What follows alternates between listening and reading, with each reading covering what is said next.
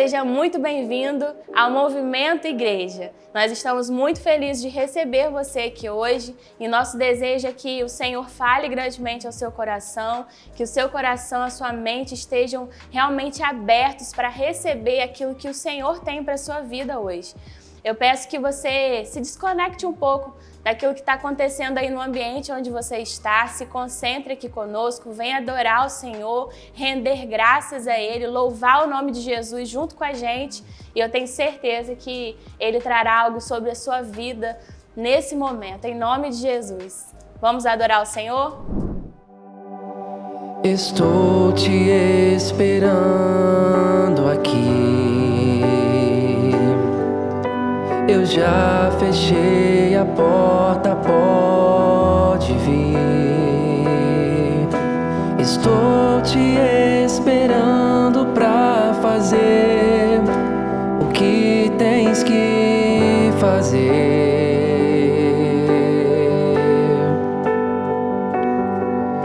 Meu coração aberto já está. Te peço, vem encher este lugar. Te entrego tudo que eu tenho e sou, e também quem não sou.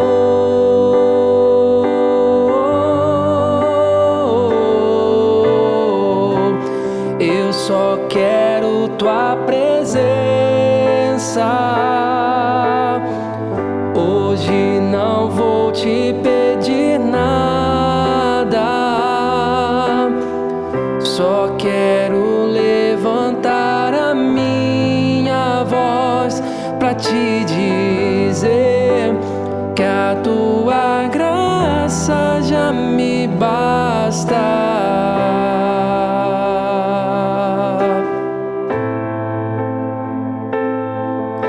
Estou te esperando aqui. Eu já fechei a porta, pode vir. Estou te esperando pra fazer o que tens que fazer.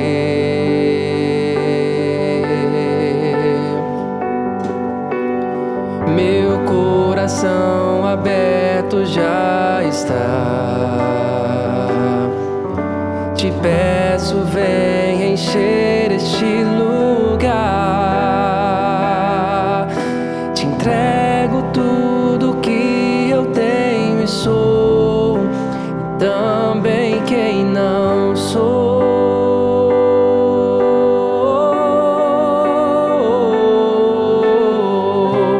Eu só quero tua presença. Hoje não vou te pedir nada, só quero levantar a minha voz pra te dizer que a tua graça já me basta. Eu só quero tua presença. Hoje não vou te pedir nada, só quero levantar a minha voz pra te dizer que a tua graça já me basta. Eu não quero mais sair daqui. Eu não quero mais sair daqui. Eu não quero mais sair daqui.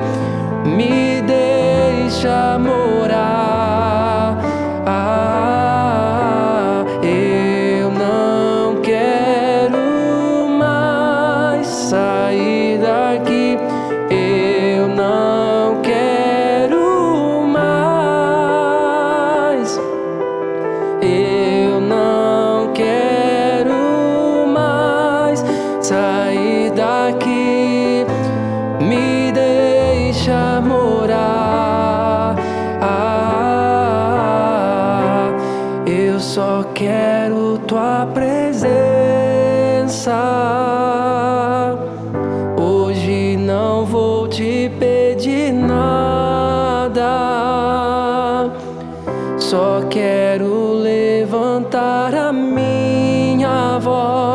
pra te dizer que a tua graça já me basta.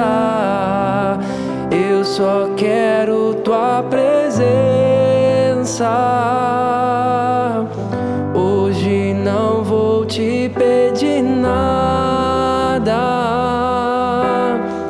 só quero levantar a minha voz pra te dizer que a tua graça já me basta.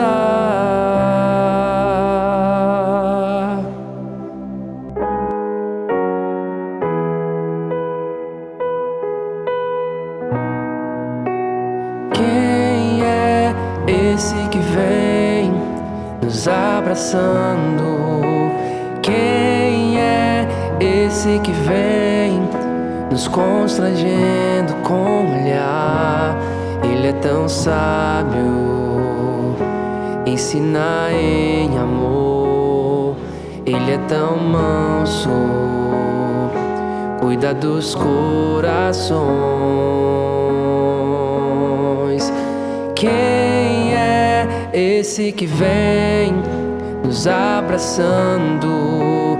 Quem é esse que vem nos constrangendo com o olhar? Ele é tão sábio, ensina em amor. Ele é tão manso, cuida dos corações.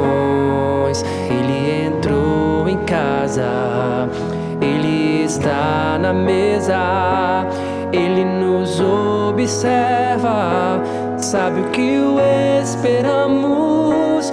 E ao partir o pão, os nossos olhos se abrem e reconhecemos quem tu és.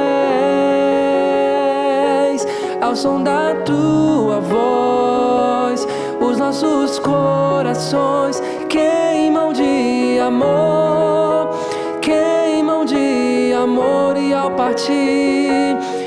partir o pão, os nossos olhos se abrem, reconhecemos quem tu és. Ao som da tua voz, os nossos corações queimam de amor, queimam de amor. Nós arrumamos a casa, perfumamos ela toda, nós preparamos a mesa. Tome o lugar de honra. Nós arrumamos a casa, perfumamos ela toda, nós preparamos a mesa. Tome o lugar e reconhecemos quem tu és, e reconhecemos quem tu és, e reconhecemos quem tu és, e reconhecemos quem tu és.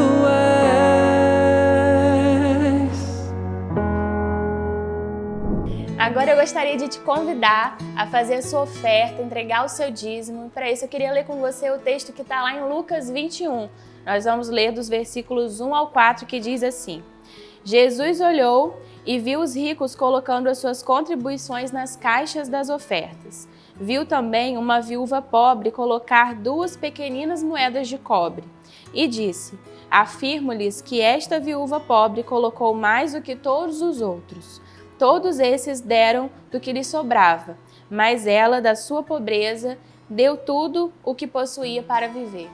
Sabe, queridos, muitas vezes a gente se preocupa com o valor da nossa oferta, mas Deus ele está preocupado com aquilo que está no nosso coração, com a nossa intenção de entregar, com o quanto aquilo realmente é uma verdade para nós. Então faça a sua oferta, o seu dízimo nesse momento, a devolução daquilo que o Senhor tem entregado a você. Dê, a sua parte, devolva a parte que pertence ao Senhor e faça isso com realmente esse sentimento de entrega, com alegria, tendo certeza de que Ele vê o seu coração. Agora irá aparecer aí na sua tela os dados bancários, as informações que você precisa para realizar a sua entrega.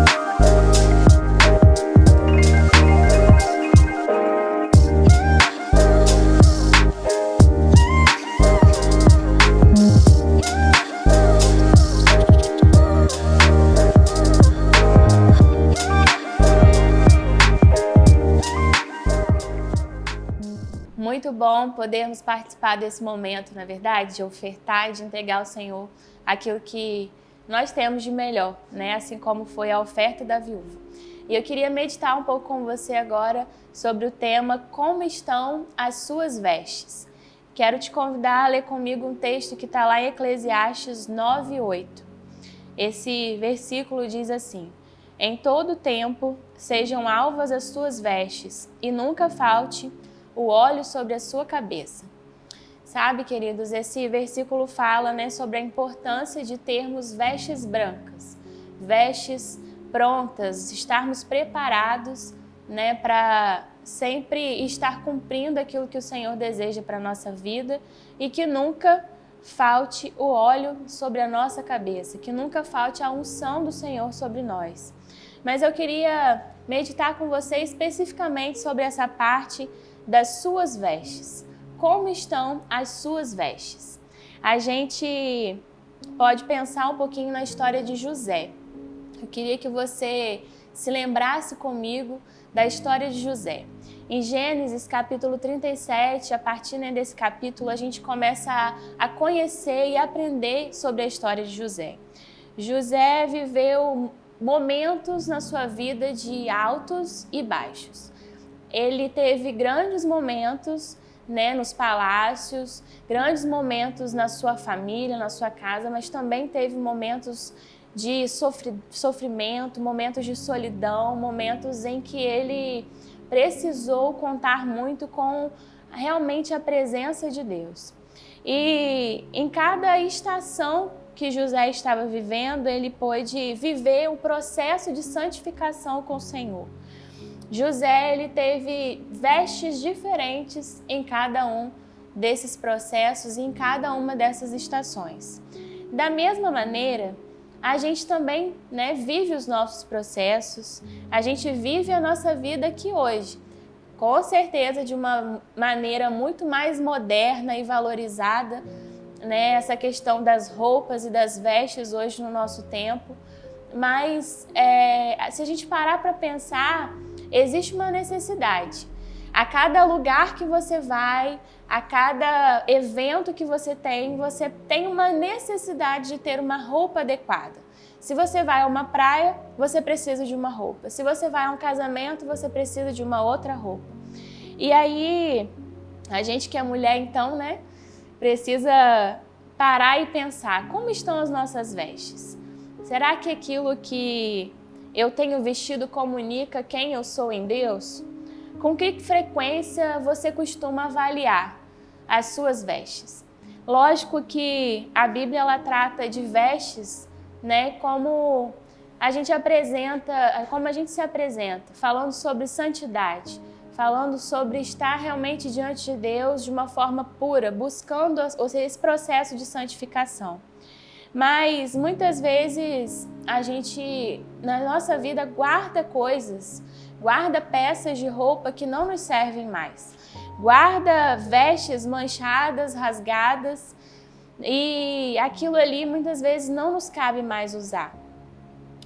Podemos guardar, às vezes, até achando que a moda vai voltar para usar novamente aquela roupa. E independente, né, dessa questão de moda, de gosto pessoal, de marca, o importante é pensarmos em como Deus deseja que nos apresentemos. O texto de Apocalipse 16:15 diz assim: Eis que venho como ladrão. Bem-aventurado aquele que vigia e guarda suas roupas, para que não ande nu e que não vejam as suas vergonhas. Esse texto fala sobre estarmos conscientes dessa necessidade, de vigiarmos sobre as nossas vestes, de vigiarmos como estamos nos apresentando durante o nosso processo de santificação, como tem sido o nosso testemunho através das nossas vestes. Outro texto diz lá em Josué 3:5 assim: Josué ordenou ao povo: santifiquem-se, pois amanhã o Senhor fará maravilhas através de vocês. Isso mostra para nós como existe uma necessidade de estarmos condizentes, né, com aquilo que o Senhor deseja fazer através de nós e a maneira como a gente se comporta. E como o Senhor deseja ver em nós esse processo de santificação e de purificação. E aí, meditando, né, na vida de José e nesse texto de Eclesiastes 9-8, eu quero trazer para você 3 pontos de forma rápida. O primeiro é: viva o seu processo de santificação aproveitando cada fase. José, como eu falei, viveu muitas estações. Primeiramente, ele estava lá na casa do seu pai e ele vivia uma vida simples. As vestes, as suas roupas, eram roupas de um pastor de ovelhas, daquele menino que ajudava seus irmãos, que ajudava o seu pai e que estava ali tendo uma vida simples na sua casa. Segundo, ele teve uma veste de destaque, porque José era muito amado pelo seu pai. E o seu pai, como uma maneira de demonstrar isso, como um ato de amor, entrega a ele uma túnica. A Bíblia fala, né, que era uma túnica colorida, uma túnica muito bonita e diferente do que os seus irmãos usavam. E isso trouxe algumas complicações para José, porque depois de viver esse momento com seu pai, de o Senhor mostrar para ele algumas coisas que ele viveria através de sonhos, José viveu momentos de injustiça, viveu momentos de servidão, porque os seus irmãos jogaram ele, né, venderam ele, jogaram ele em um poço vazio e ele foi parar no Egito como escravo. Então a gente pode ver que na vida de José, ele, independente de qual fase ele estava, ele continuava sendo um homem santo, buscando viver realmente esse processo de santificação em Deus.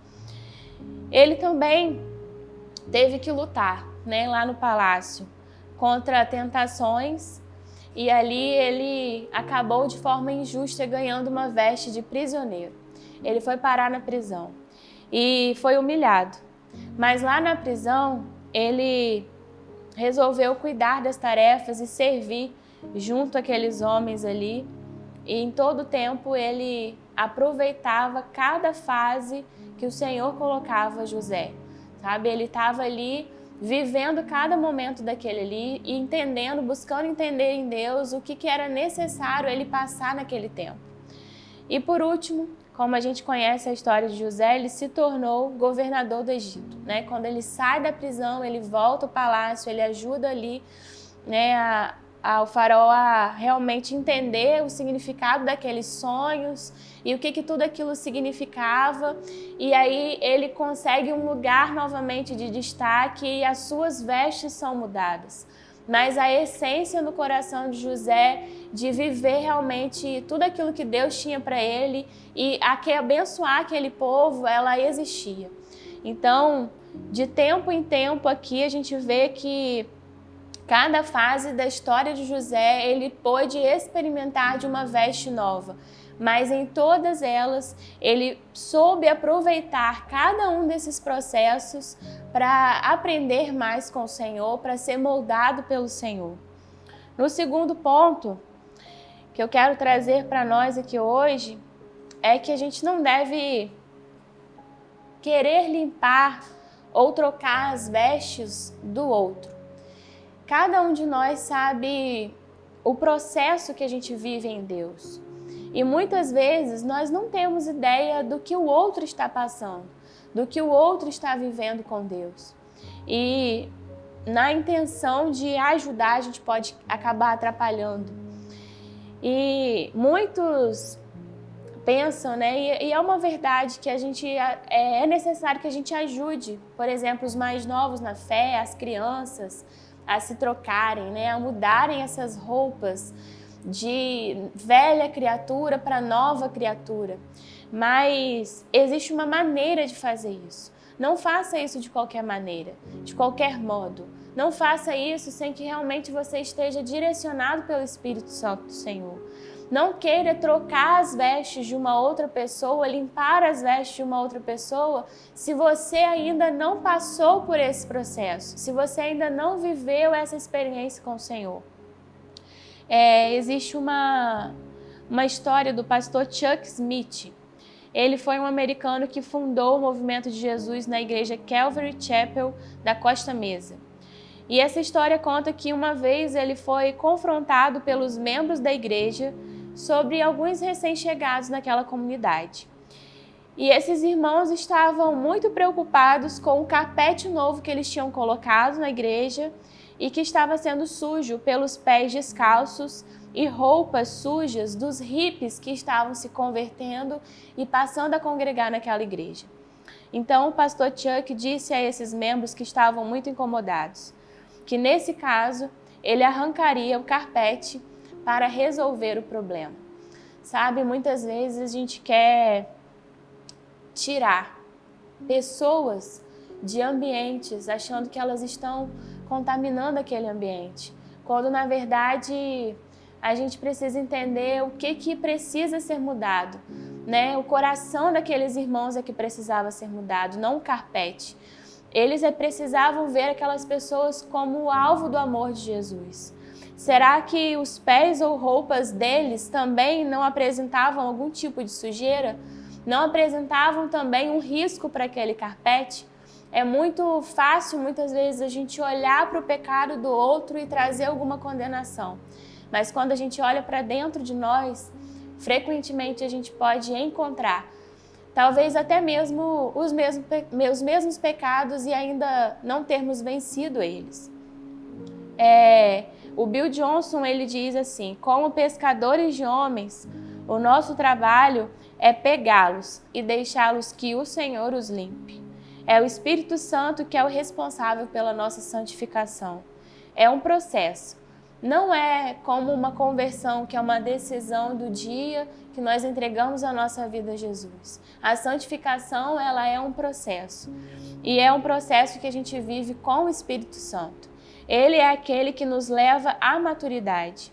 A gente não pode, de uma forma incisiva, de uma forma muitas vezes invasiva, querer interferir no processo de irmãos que ainda estão vivendo esse início da caminhada com o Senhor. É necessário que o Espírito Santo esteja presente e faça com que eles alcancem essa maturidade em Deus. De nossa parte, nós temos sim responsabilidades. Nós somos chamados para discipular e sermos agentes de reconciliação, unindo órfãos ao Pai perfeito, falando para essas pessoas que elas precisam de vestes novas, que elas precisam encontrar aquele Pai que vai cuidar de tudo para elas. Mas existe uma maneira de fazermos isso. Devemos reconhecer os limites da nossa capacidade com relação ao discipulado, os limites da nossa ação para não interferirmos no agir do Espírito Santo. Muitos problemas podem surgir quando as pessoas, inclusive bem-intencionadas, assumem erroneamente o papel do Espírito Santo. E aqui eu quero trazer alguns exemplos, né? Quantas vezes nós, como esposas, não queremos falar alguma coisa para o nosso marido que ele precisa mudar, que ele precisa melhorar, e muitas vezes erramos no momento que a gente vai falar, na maneira como a gente vai falar, ou com os nossos filhos, ou com os nossos pais, ou até com pessoas que nós estamos falando, né, sobre Jesus para elas e acabamos atropelando a situação, né, metendo os pés pelas mãos. Sabe, a gente deve apresentar e ensinar a verdade, mas o agir no interior não depende de nós. É um processo de santificação. E em terceiro ponto, nós precisamos entender que trocar as vestes ou limpá-las existe um esforço pessoal, mas acima de tudo existe submissão. O quão dispostos nós estamos a ter o desconforto causado pelo processo de santificação. Quantas vezes nós sabemos o pecado que existe em nós, aquela veste que está suja, que precisa ser trocada, que precisa ser limpa, mas muitas vezes a gente não está disposto a enfrentar o desconforto que vai trazer limpar aquilo ali. Sabe aquele armário mais alto da sua casa, que você sabe que existe uma sujeira lá, existe uma poeira, mas vai ser tão difícil você conseguir às vezes uma escada emprestada se você não tiver, ou você vai precisar parar um dia inteiro para esvaziar esse armário, para tirar aquelas coisas de lugar, para conseguir limpar bem esse lugar. E muitas vezes a gente não está disposto a fazer isso. Esse movimento desconfortável em busca da limpeza, em busca da purificação. Quando nós resolvemos viver essa santificação, entregando a vida a Jesus, existem vestes que não nos cabem mais. Algumas precisarão de um ajuste numa costureira, outras precisarão ir para o lixo, outras precisarão ser doadas. Abrir mão de vestes físicas que não condizem com a nossa identidade de filho e filha de Deus exige um esforço pessoal. Exige a gente parar e realmente analisar. Isso me cabe nesse tempo? É isso que Deus tem para a minha vida? José, ele fez isso. Várias vezes em que ele estava vivendo essas fases de altos e baixos, ele pôde orar, ele pôde experimentar coisas novas em Deus. Deus exige um esforço de nós. Existe essa necessidade de dizermos para Ele que queremos viver isso, que queremos nos limpar, que queremos nos purificar. Ele não sai invadindo o nosso coração, invadindo a nossa vida.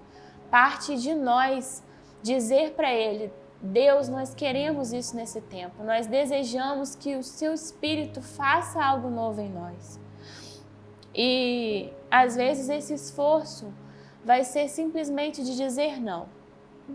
Existem vestes que muitas vezes outras pessoas querem colocar sobre você. E vai fazer parte do seu esforço dizer que elas não te cabem. Sabe? Eu me lembro da história de Davi, por exemplo, quando ele estava indo batalhar contra Golias. E Saul tentou ofereceu a ele uma armadura. Mas aquela armadura não foi feita para Davi. Aquela armadura não tinha o tamanho de Davi. Aquela armadura pertencia a Saul. E Davi precisou desse esforço de dizer para Saul: olha, não é para mim. Eu não preciso disso. Nesse tempo, não é isso que vai me garantir a vitória. Não é essa veste que vai me levar onde Deus deseja que eu vá. Ele entendeu que aquela armadura não era para ele, não era necessária. Devemos viver em posição de contínua submissão diante do Senhor, sempre dispostos a ajustar qualquer coisa em nossa vida que esteja sendo abalada pela sua presença ou nos impedindo de desfrutar de uma maneira efetiva da presença de Deus. E aí, meu irmão e minha irmã, eu volto no versículo que nós lemos no início. Em todo o tempo sejam alvas as suas vestes, e nunca falte o óleo sobre a sua cabeça. Que você nessa noite possa perguntar ao Senhor: Senhor, será que eu tenho aproveitado cada fase desse processo de santificação que o Senhor tem para mim? Será que as minhas vestes estão condizendo com essa fase? Será que eu preciso abrir mão de alguma veste? Será que eu preciso trocar alguma veste na minha vida? Será que eu tenho aceitado coisas que pessoas têm colocado sobre mim que não são do Senhor para mim? Será que eu preciso me policiar para não me meter no processo que o outro está vivendo com o Senhor? Existem muitas coisas em nós que precisam ser ajustadas para que as nossas vestes estejam alvas, para que as nossas vestes estejam brancas como a neve. E dessa maneira, nesse processo de santificação e submissão ao Espírito Santo de Deus, a gente vai caminhando e sendo realmente direcionado pelo Senhor para que esse óleo, que essa unção nunca falte sobre a nossa cabeça. Que nessa noite você possa entender de Deus como estão as suas vestes e fazer o movimento necessário para que elas estejam alvas e para que elas sejam limpas e conforme a vontade do Senhor, agradando ao coração dele. Em nome de Jesus. Os santos e os anjos se prostram aos teus pés.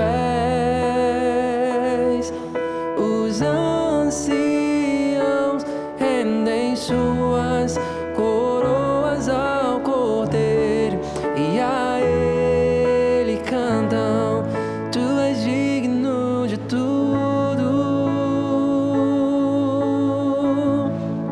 Tu és digno de tudo, pois tudo vem de ti e tudo é para ti, tua é a glória.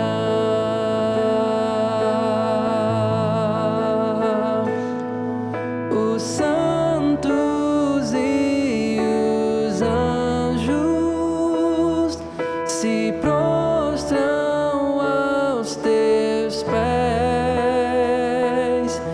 Os anciãos rendem suas coroas ao Cordeiro e a ele cantam: Tu és digno de tudo, pois Tu és digno de tudo, pois tudo vem de ti e tudo é para ti, tua é a glória. Tu és digno, pois Tu és digno de tudo, só Ele é. Tu és digno de tudo, pois tudo vem de ti e tudo é para ti, tua é a glória.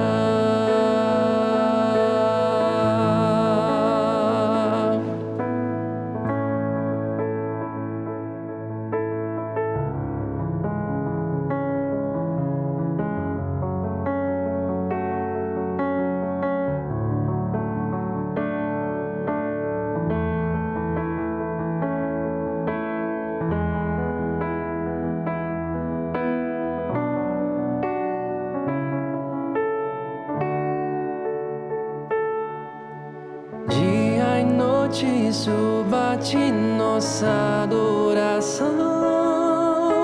Dia e noite suba-te nossa adoração. Dia e noite suba-te nossa adoração.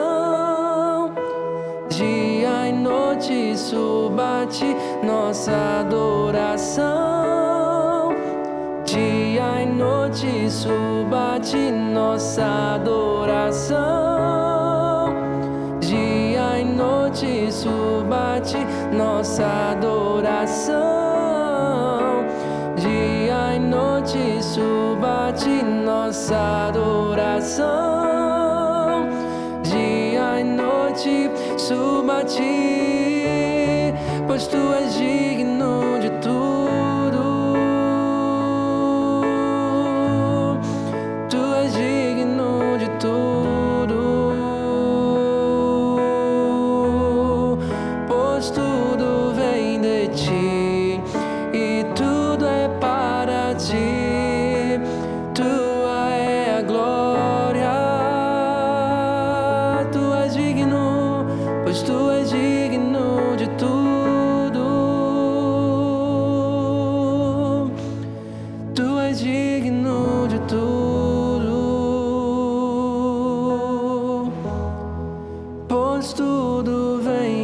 ti, e tudo é para ti, tua é a glória.